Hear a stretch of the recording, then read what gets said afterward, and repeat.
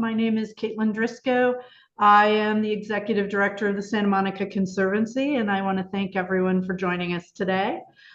This program is called Site Specific, and I usually focus on the how-to of historic preservation and also on the who. Who are the people involved? What are their skills and expertise, and why they're interested in historic preservation? As a historic preservation architect myself, I've been associated with so many people, including some on this program today, who are passionate and they're smart and they're focused on details that often emerge as central or key issues in preserving places we love.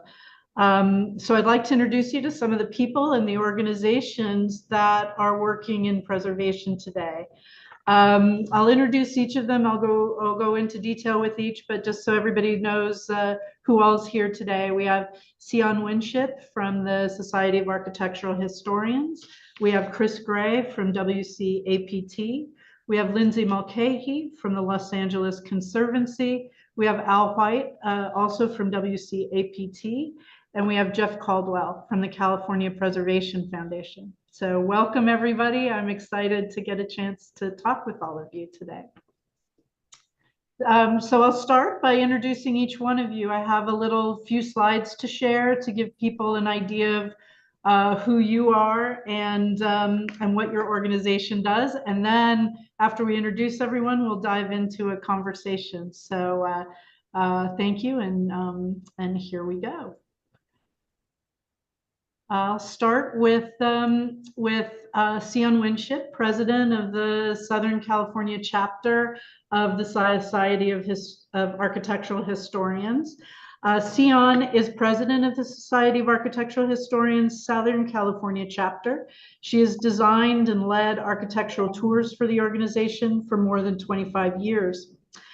She's a contributing author to the book William Kreisel's Palm Springs. She earned a master's of historic preservation from USC in 2011, and she's also on the board of the Neutra Institute for Survival Through Design.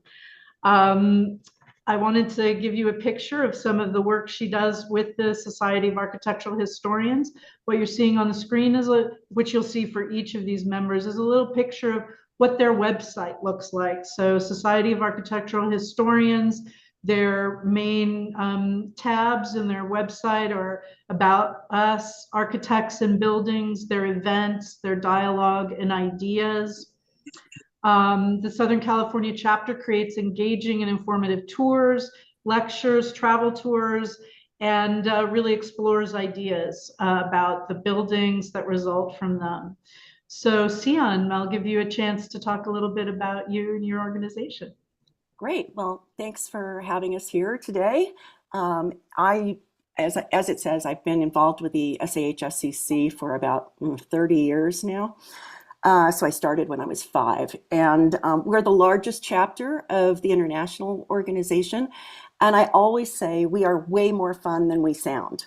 I mean, the image that most people get is a bunch of stodgy academics in bow ties sitting around talking about Corinthian capitals. And that's not who we are at all. We are unlike any of the other chapters actually around the country, because we really focus on getting people out to experience the built environment in Southern California. It's so rich, and you can look at Julie Schulman pictures all day long and have a cerebral dialogue about it.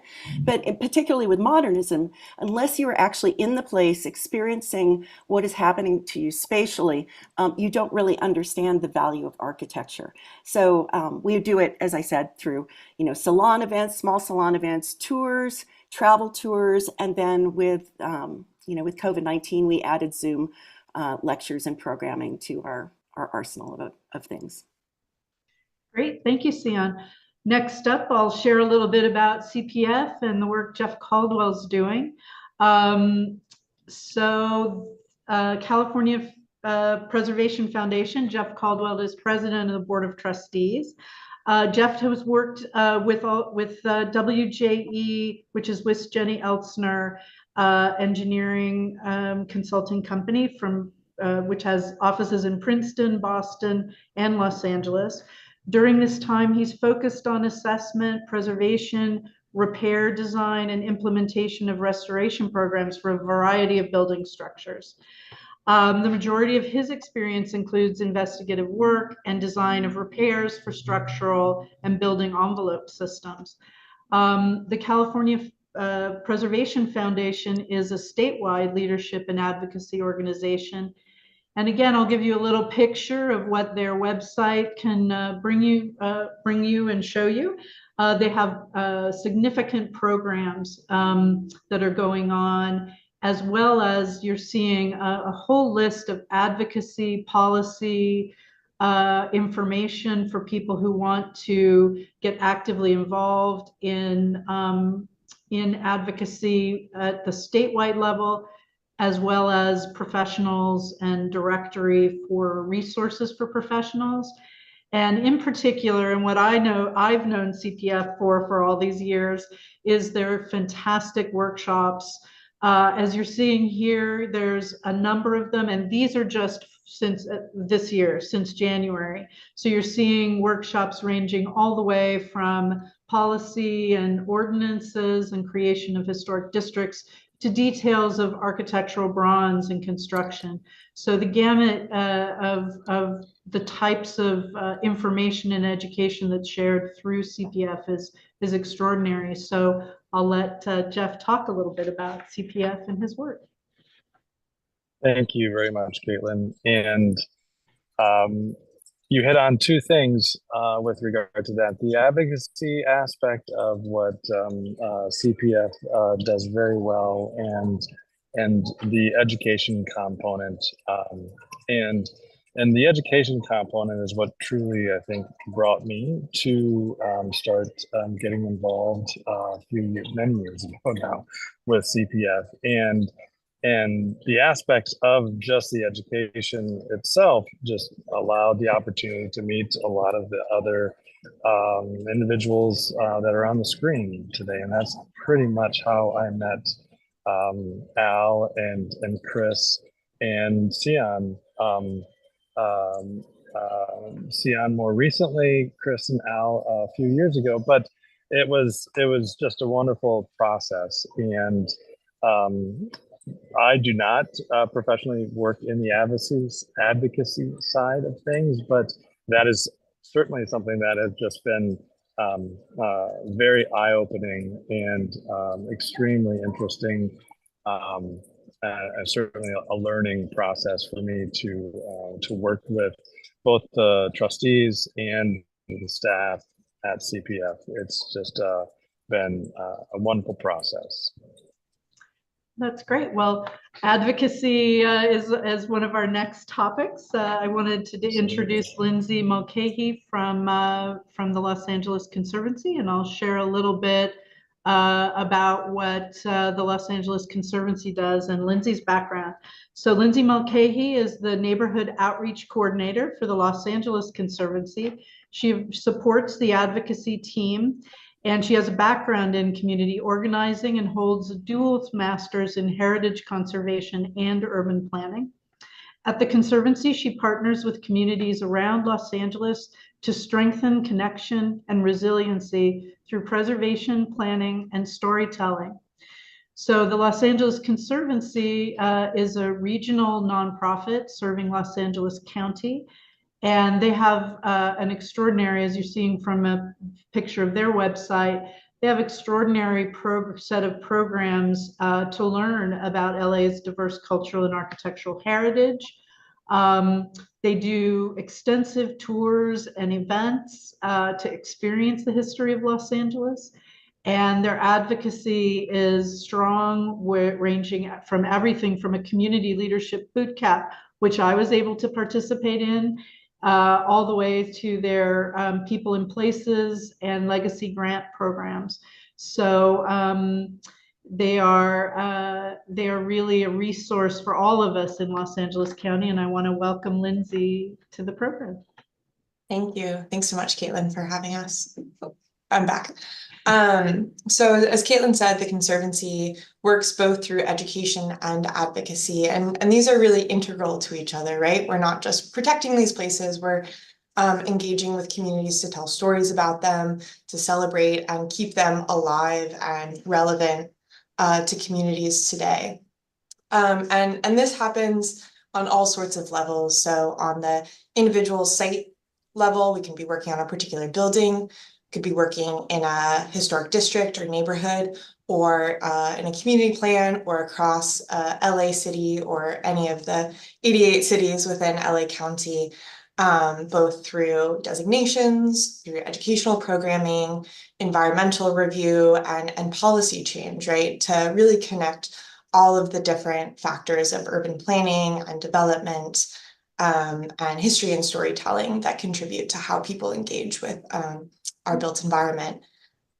We also do a lot of tours, both for adults, for students, both in and outside of schools.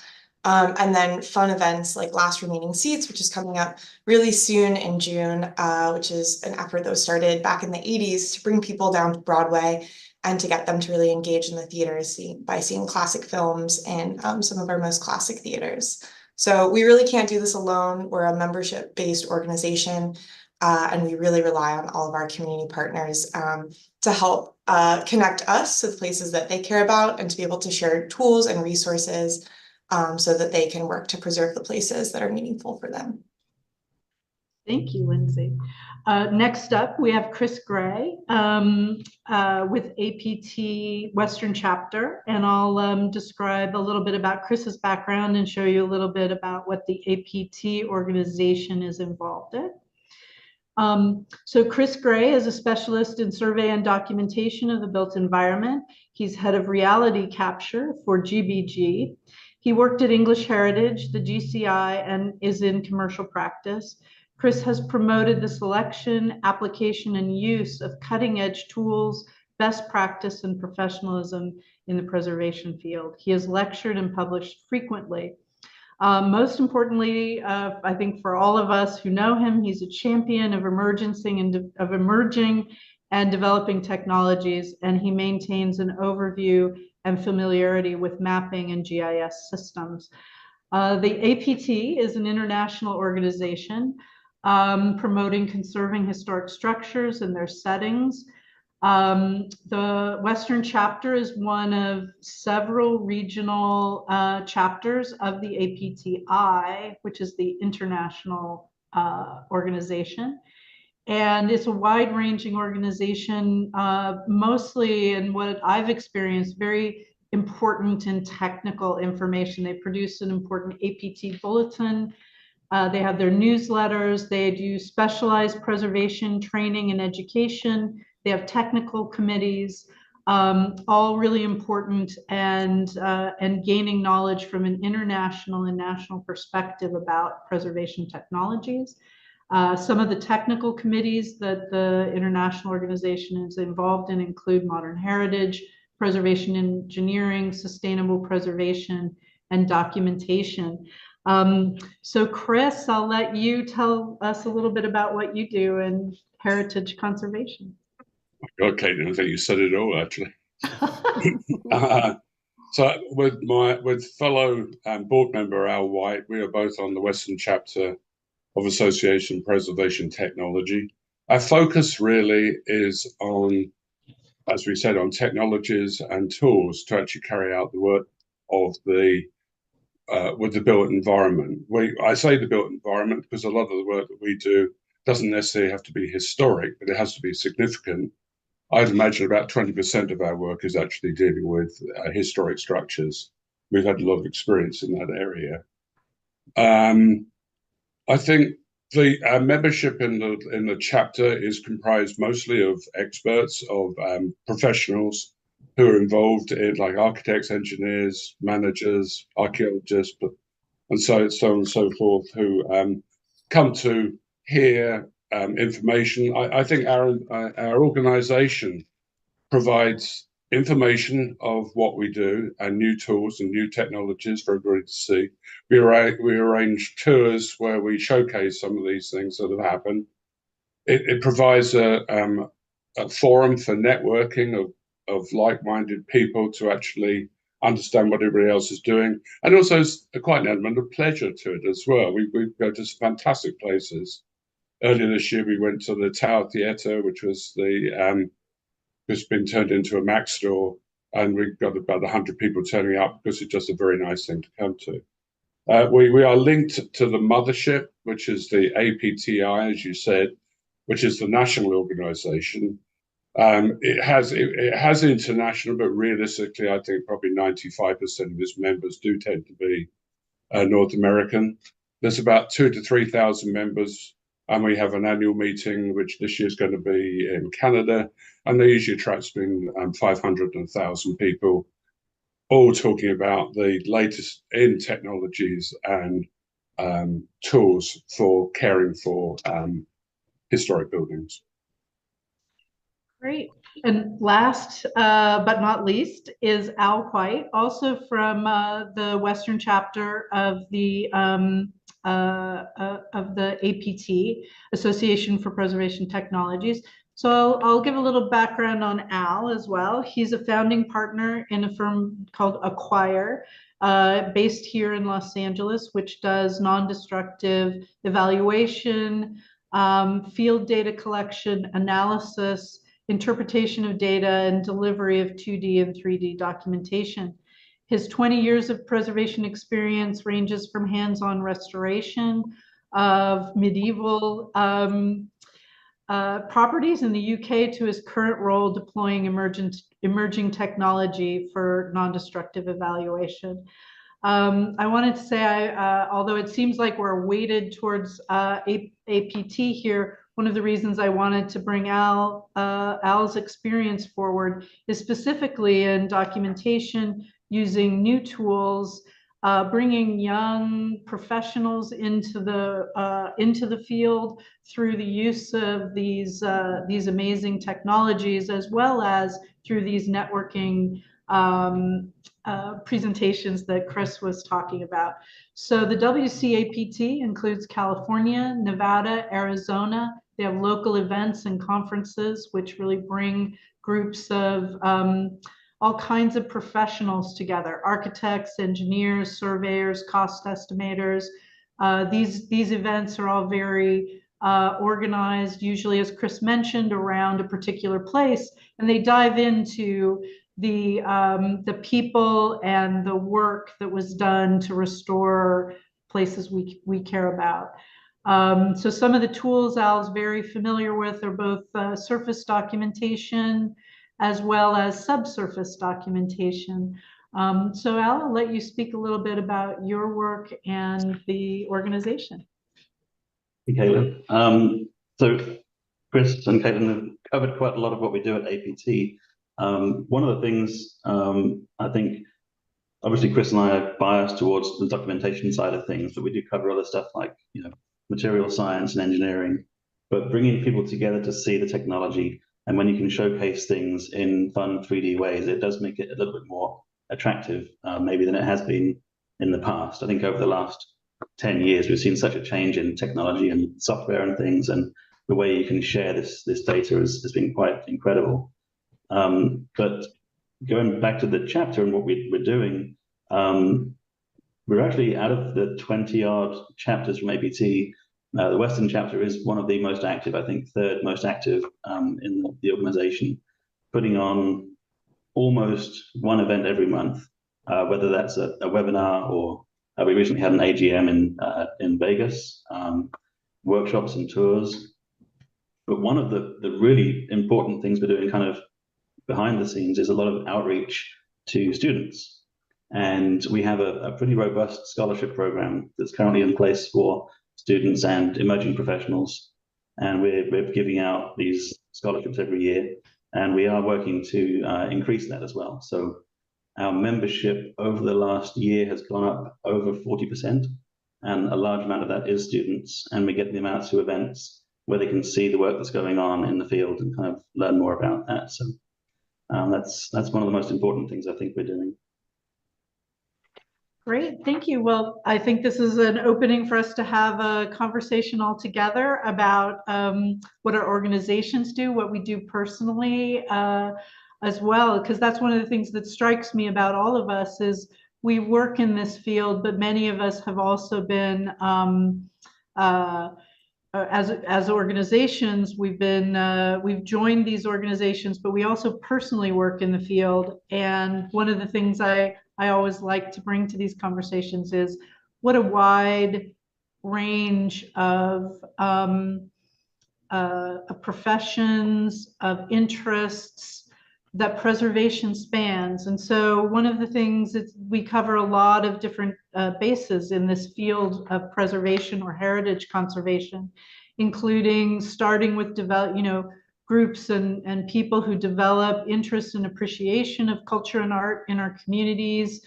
We do important identification of properties and cultural resources. We raise public awareness, down to executing actual projects, from envisioning them, engineering, designing, and then all the way to the ribbon cutting at the end, which all involves a set of very technical resources in materials conservation and engineering. All of our organizations do education and sharing and involving of next generations. Where do you mentioned, each of you have mentioned it a little bit, but let's go around and see amongst this field, what's fascinating for each of you, and where do you feel your organization, if members were coming into as a touch point into this wide range of ways to preserve, how do you feel your work and your organization really engage them and bring them into this field? So Sion, I'll start with you. Yeah, I can kick us off with that. We, interestingly, SHSCC is not a preservation organization. We don't really think of ourselves that way, but we play an important role in that we increase awareness and appreciation for the built resources in Southern California and beyond. And also, there are organizations like the Santa Monica Conservancy, like the Los Angeles Conservancy, that are much better staffed and have much more resources and expertise in doing the advocacy piece. So we kind of leave that to you guys and take very seriously our role in terms of, creating appreciation for the resources. As a result of that, we have our membership is very wide ranging. It's not just academics and architectural historians. In fact, it's a lot of just enthusiasts, people who love Southern California, people who love architecture, people who love part of architecture, like modernism or something like that. And frankly, that's how I got involved with the organization so many years ago. And that was back when I had no, professional association with heritage conservation. I was in advertising, if you can believe that. And then I moved into the field of social issue marketing. And then I went back to school in 2009 to 2011 to get my master's degrees in the preservation program, which we all know now as heritage conservation at USC. So I guess you could say I've kind of come in through the back door. But as an organization, we're very proud of our role in sort of the spectrum of preservation and heritage conservation work. That's great.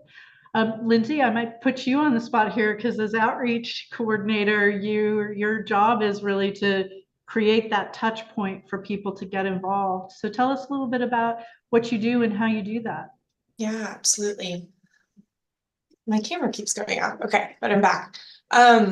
So my background, as you mentioned, is in organizing. I worked as a tenant organizer in the Tenderloin for a number of years. And that was really this place where I started to think about how the history of these incredible buildings and the really rich culture of that neighborhood was playing out as land use was being contested, and people's right to space was really being fought for. And so that's the lens that I come in to the Conservancy. And I think similar to what Sion said, we have a range of folks that find themselves at the doorstep of the Conservancy, people that really care about a building in their neighborhood, people that really maybe see themselves more as environmentalists or as activists in other realms, and are drawn by either a particular place or a particular framework about how they see the world and how they want to move through it to the Conservancy. So I see us holding a lot of different roles, but one of the main ones is being a convener. being able to connect people to a particular, someone who can offer technical assistance or someone who is an expert in modernist architecture, or being able to serve as an incubator too for people to develop those skills themselves. Kaitlin, you mentioned the Conservancy's Community Leadership Bootcamp, which is a program that we started back in 2020. We're now in our 8th cohort, and we have people from labor organizers to filmmakers to realtors who come in because they want to learn more about the mechanics of how you protect a place. And then what they come out with is skills about how to organize and how to build a coalition, and how to work with each other, even in that boot camp, to create a strategy and to tell a narrative. So again, like I said at the beginning, the education and the advocacy are so interconnected for us. And we want to support people at whatever stage in the process they are. If they're just trying to learn about the Preservation 101, what does designation mean?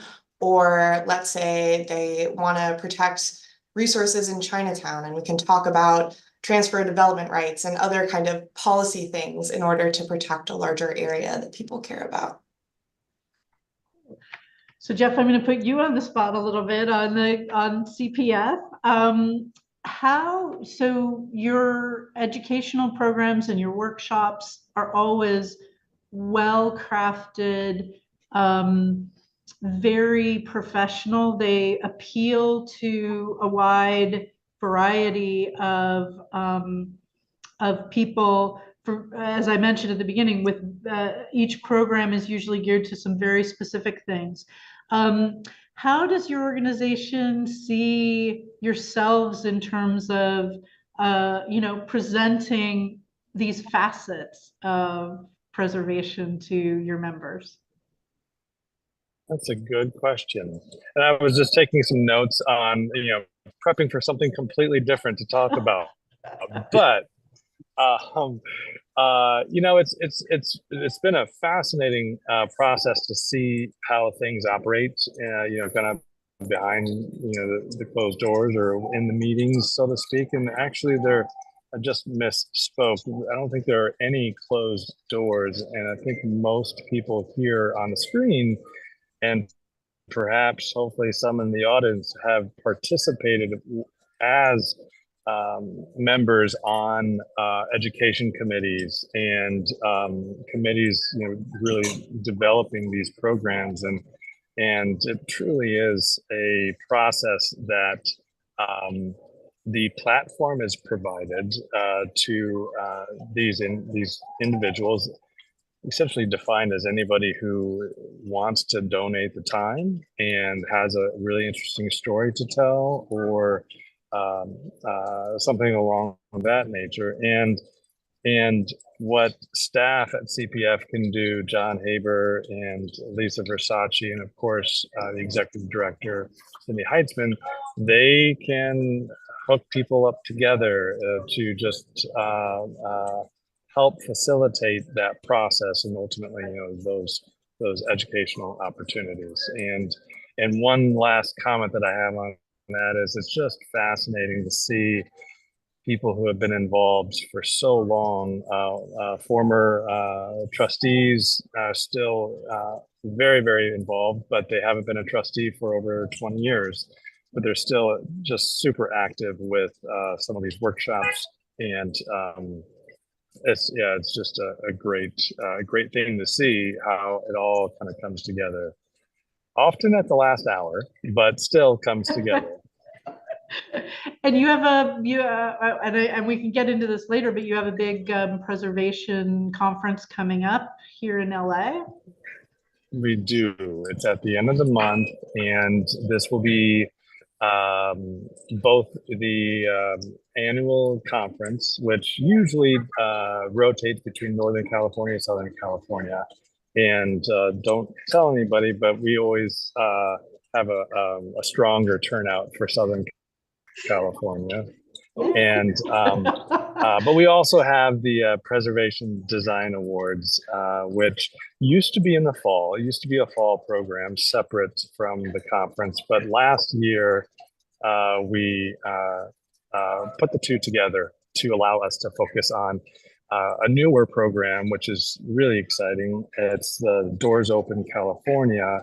And that's where I first met Sion. I was able to take my 11-year-old to the reunion house, the Neutra reunion house. And it was just amazing to be able to, as Sion had explained earlier or touched on, just to be able to walk through these spaces or these neighborhoods, and to do so not as a professional, but just to do so as a father. It's pretty great. There's a lot of fun stuff coming up this fall with Doors Open in California. Oh, great. So Chris and Al, I'll let you guys tag team on where you see your organization and then your work within this landscape of preservation and preservation possibilities. So tell us a little bit about what you see as important in this field. Chris, I'll let you go first. Okay, I started this because last week in the Guardian newspaper from the UK, they had a feature article about a film star buying a house in Westwood, which was a fantastic mid-century modern example, and he demolished it and he put up a new building. So right there, the message is not out yet about why we do want to conserve buildings. And I think we are at this table, that's what we do. We are conscious of the value that keeping a building brings to society and to our own landscapes. And we promote that because the message is not out there yet. That's number one thing. And the other thing is that, ironically, in the world that we exist in, that Al and I work in, is that we work with old buildings, but we have the cutting edge technologies. And I started in English Heritage way back years ago. And we used to use analog photogrammetry, which nobody else used at the time. And it's an anomaly, really, that we use our focus is on old buildings, but the technology we apply to it to actually conserve them and analyze them and record them, and the platform for doing the work is incredibly new and leads the pack. So Al, I'm going to pass over to you now. Well, actually, I'll ask you a question, Al, on this, because I'll let people know that the way we first began involved with your company and is we thought we were starting with just something that was kind of pedantic. How do you take a real world building and get it into a model that we can work with in AutoCAD, either in 3D or 2D space? But the more we've worked with you over the years, we've begun to understand that these tools provide so much more, and so much more as an entry point with clients, with building owners, where once you see as we had showed a couple of examples of a point cloud, people, this is visually and resonant, and you can suddenly start to see that these tools are not just creating things for architects and engineers, which are extremely accurate, but they're also creating these byproducts of how to see these buildings in different ways. So I'll let you talk a little bit about that because you're so good at it. Thank you. So I'll start by saying that probably 15 years ago when I first came to LA, I was trying to sell laser scanning and production of as-built drawings to Kaitlin and her office. And I was told, no, that's our job. The architect should be producing the drawings. And then I thought about it. I was like, yeah, why would you want a surveyor coming in and measuring your building and producing the drawings? That doesn't sound very good. And so probably 6-7 years ago, no, not that much, 4 years ago, when Kaitlin asked me to come out and scan a building for her, I said, right, I'm going to put this data into your hands. And I visited the office with this point cloud of a house that we'd scanned. And within 15 minutes of going through this data, which 15, 20 years ago, it would have been so vast and that the size would be so much that it couldn't be handled on a standard computer. But now with hardware and software being so much better, it's more handleable, more accessible. And so within a few minutes of looking at this data, Bob was able to take a slice through this building and see that the walls were leaning out, the roof was spreading and the walls were leaning.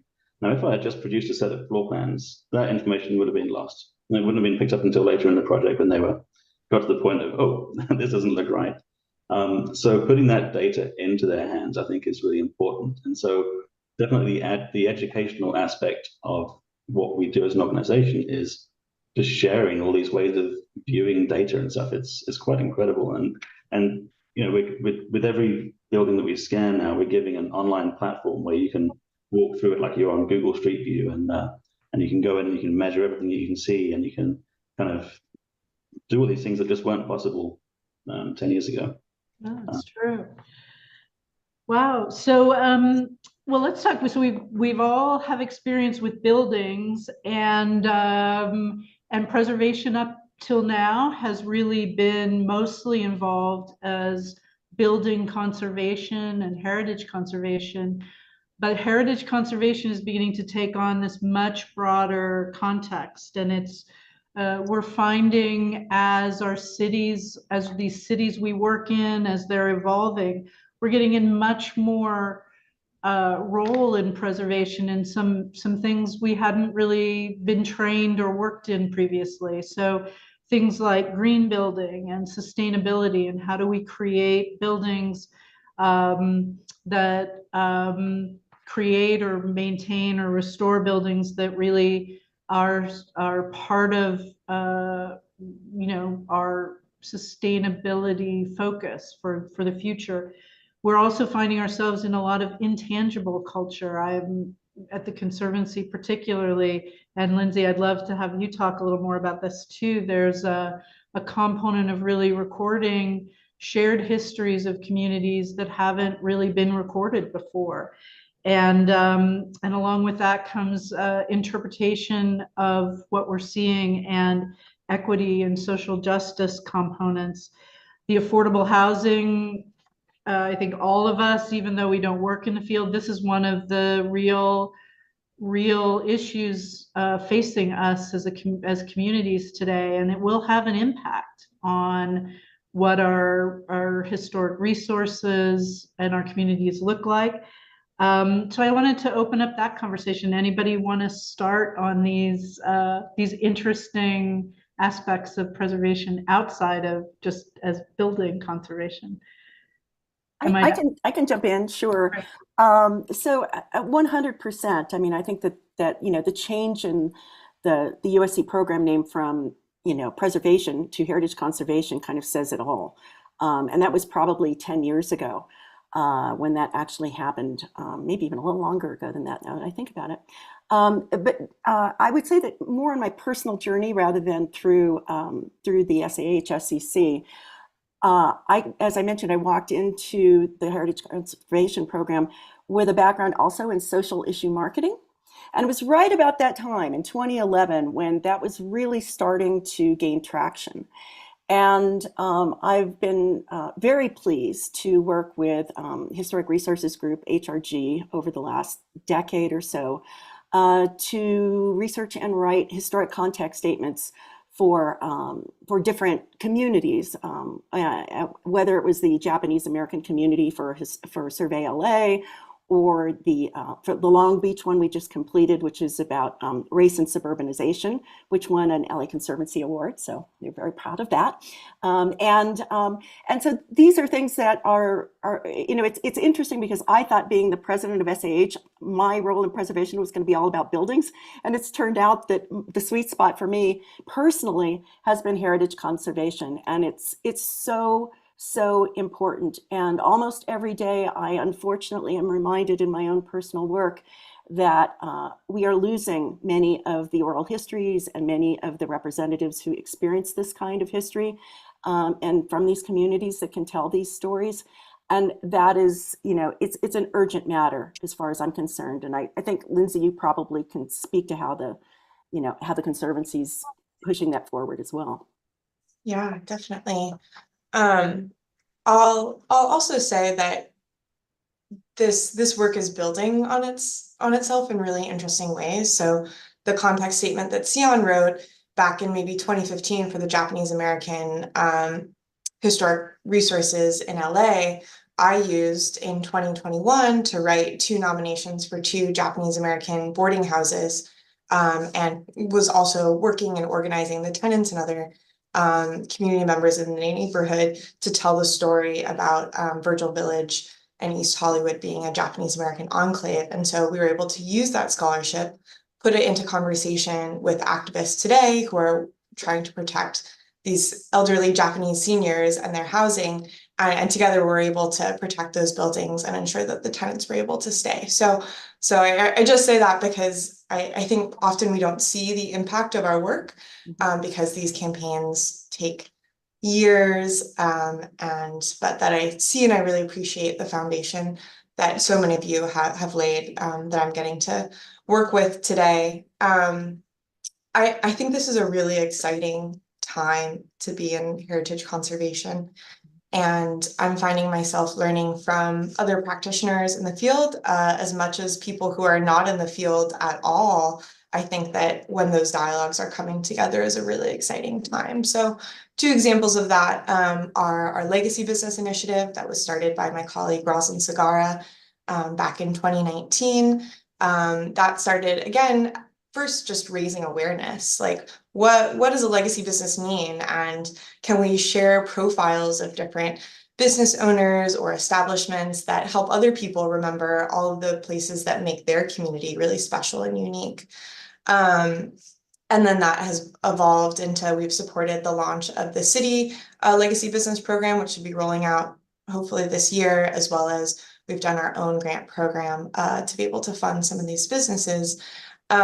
Because what we've heard from advocates, let's say Little Tokyo, First Street is on the National Register, and that doesn't stop longtime businesses from getting displaced. So where is that gap between what preservation traditionally has provided and what the community need is? And I think there are a lot of really creative strategies coming out of that that hopefully we'll continue to see grow and grow. Housing is another one. Preservationists have been working to preserve housing for decades and decades, and I think that now in our current housing crisis, there is a stronger focus in how, one, preservation messages the work that they do around housing, right? And again, thinking about how we can get more creative. So the Conservancy's director, Adrian Scott Fine, president and CEO, has been on a number of panels this year talking about preservation's role in housing, both through adaptive reuse, protecting RSO and naturally occurring affordable housing, and looking at examples of infill. And that is this kind of guiding framework that we'll be hearing about at CPF's Housing Summit at the end of the month. And the Conservancy is going to continue to explore that intersection through those 3 avenues. Wow. Can I jump in here? Yeah, I know you're very involved in this, so fill us in on. Well, I'm the chair for the Technical Committee of Documentation for APTI. My co-chair is from the University of Aberdeen, and they just carried out a survey using all the tools we talked about of the historic core of the whole of the city of Aberdeen. But it was commissioned by the city of Aberdeen, but it wasn't done for necessarily the historic side. It was looked for the green side, looking to see how effective these buildings are. There's a massive confluence in keeping buildings for green and adaptability for the future, for climate change. And I think that's something we definitely need to touch upon. Our work is very important in that area. What somebody said, isn't it? The greenest building is a building which still exists. And there's a lot of work being done in that area. Yeah. And Jeff, you do, one of your specialties is building envelope. And it's an interesting puzzle to take a historic building and encourage it to meet all of our 21st century desires for comfort and things like that. Tell us a little bit about how you engage with historic structures to make them more sustainable and environmentally conscious. Absolutely. I was just having a conversation last week with someone about future building codes requiring even more stringent energy-driven aspects. And so I asked the question, I said, so if you were to divide everything up between the exterior wall, the HVAC, the building systems and things like that, what is always the under realized or what's always the big surprise or whatever, and their response immediately was to change out all of the old light bulbs and use LED. And it's a funny story, but I share that as an example of these things. We've made improvements to the way we evaluate older exterior wall assemblies or wall systems and enclosures, and we've gotten pretty good at improving them. But now what is our pool of what is getting older is increasing. And so now we are starting to see owners wanting to improve the performance of newer systems, which would, the most obvious being an old aluminum curtain wall system, such as the 1970s. Those buildings are now becoming recognized as something that perhaps have more importance. And even with the discussions around office to resi or office to residential, what improvements can be made. And those are significant challenges, because in the past with something older, you have a big thick wall and there's a lot you can do to the front or the back or the middle of it. You have older windows that can be improved upon, smaller windows as opposed to a floor to ceiling piece of glass. And the challenges are immense when you're dealing with something that conducts heat.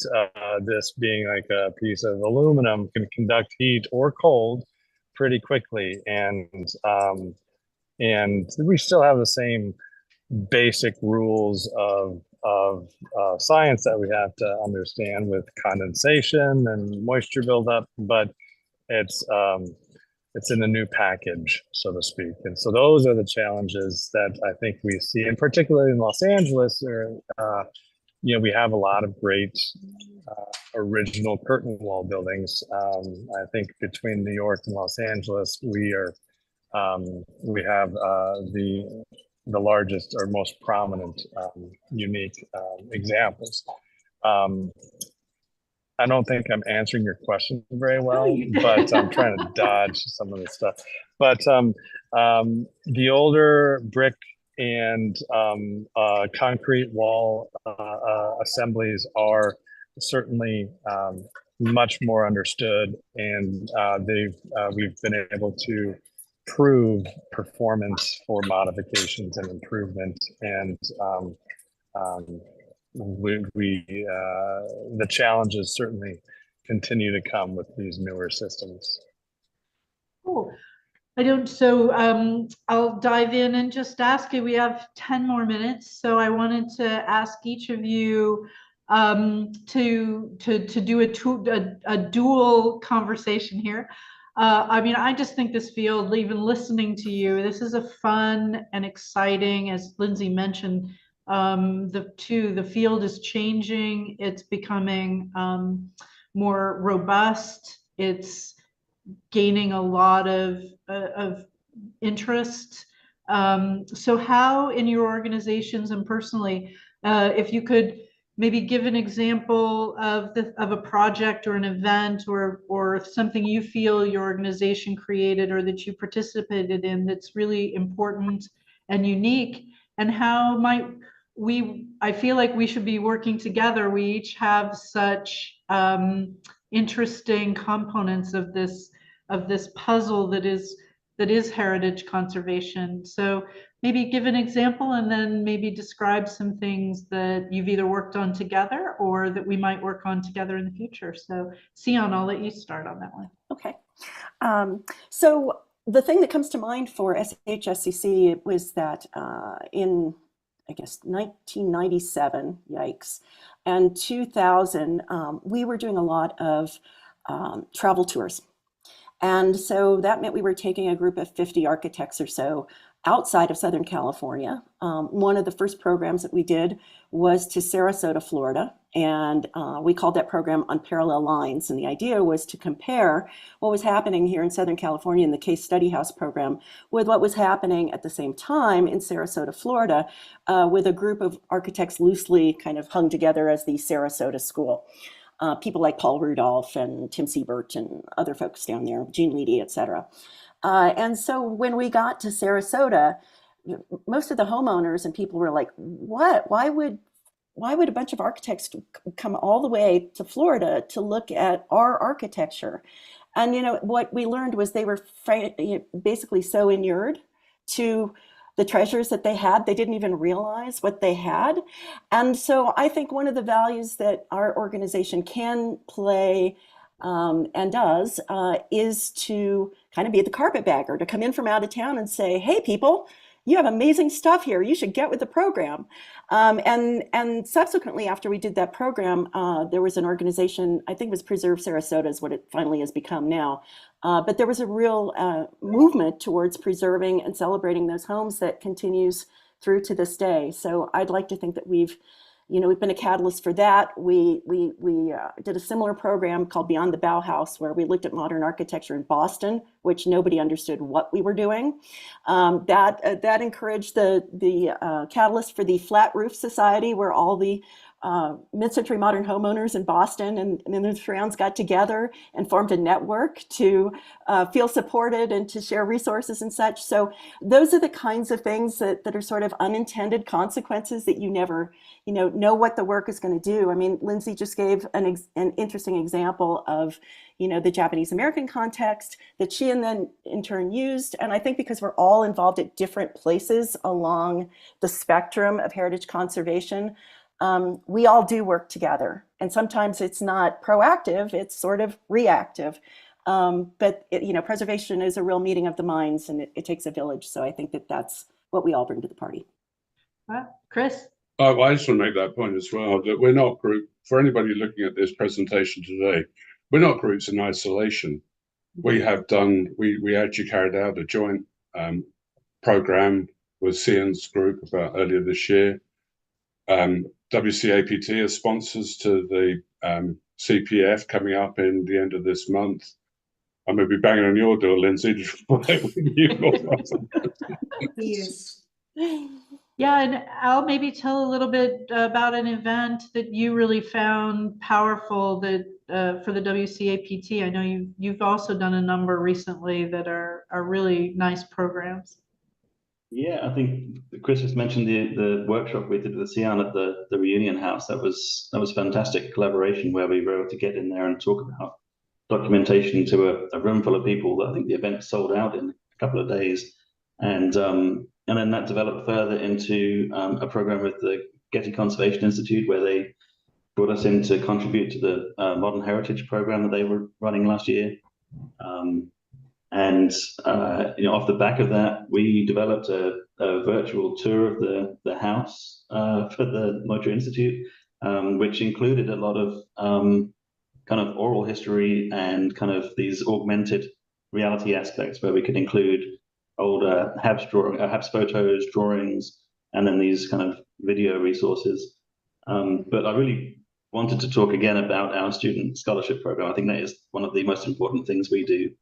And it's not particularly unique, but the more events and things that we put on, the more corporate sponsors we get, the more we can fund those. And the last 2 years, we've sent 2 people to the APTI conference, last year in Seattle, the year before that in Detroit. And we're hoping to do that again this year for Montreal. But that opportunity for a student, I think, to get into that for 3 or 4 days of being immersed with all these preservation professionals talking about all these different things going on is fantastic. And so also, as Chris mentioned, we're going to be at the CPF conference at the end of this month with a table where we're going to be hopefully getting a lot of people to sign up as new members. We've got some special deals going, so look out for that. And Lindsay, the Conservancy also has an upcoming event. You have your preservation awards. We do, yeah, we've got a lot of exciting events coming up. And I guess I would just say that I think we really try and have a lot of ways for people to engage with our work and our programming and support us. So I can talk a little bit about some of those. But yeah, a great one is next Thursday, right around the corner. On the 16th, we will be at the Egyptian Theater to celebrate all of these years' great winners. We have some great adaptive reuse projects of the Veterans Affairs campus in West LA. We have a program that works to support small businesses in Little Tokyo that's being recognized. We have the Rubel Castle folks being recognized, just really a range of people doing really incredible preservation work. So we'd love to have folks join us there. And then, as I had mentioned, in June, we're kicking off Last Remaining Seats. So if you want a chance to go to the Palace, the Orpheum, or the Los Angeles Theater, we've got some great events and films that we'll be showing.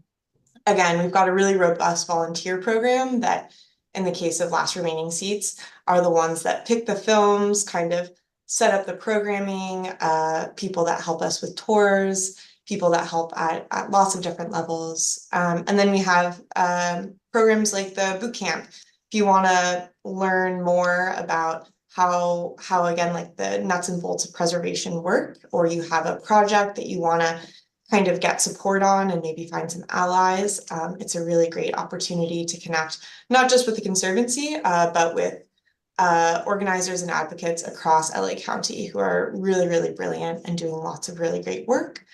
And I think I had one more, but feel free to email me, anyone out there in the audience. Oh, and then our last one is what we call the Preservation Partners Network, which is a number of events that we do, maybe 3 or 4 a year, as kind of education in a way for advocates from different local organizations. Maybe it's Hollywood, maybe it's Highland Park or Lincoln Heights, to get together and talk about trends that they're seeing across the city, talk about upcoming legislation or policy that might impact preservation, and really offer a support network for each other. Well, if you can believe it, it's already the end of the show. We have so much more to talk about, but I wanted to also point out and talk a little bit about where I am virtually. Here is a 125-year-old shotgun house in Santa Monica, kind of representing a lot of the things we've talked about today. This is a way for people to engage with a real place that it has both a heritage, but also it's an adaptive reuse project where you can come visit, see us here, and it's a LEED Gold project. So it was designed to conform to the current climate standards. Insulation was added. All kinds of things, although it has, since it's historic, it has an incredible natural system of ventilation where we have these beautiful double hung windows, doors and windows at each end. So you often don't even have to worry about air conditioning. So it's an interesting place, and we invite our community in to both hear about the history. This is also about the building itself, about climate, and we're all looking forward to attending many of your upcoming events.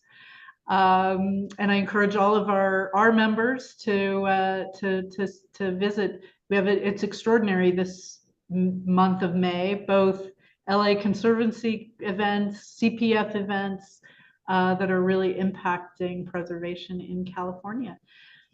So thank you, everyone. This was a great conversation. Thank you. Good to Thank be you with very you. much. Very Thanks, enjoyable. thanks for putting it together. Okay, thank you so much. Everybody have a great evening.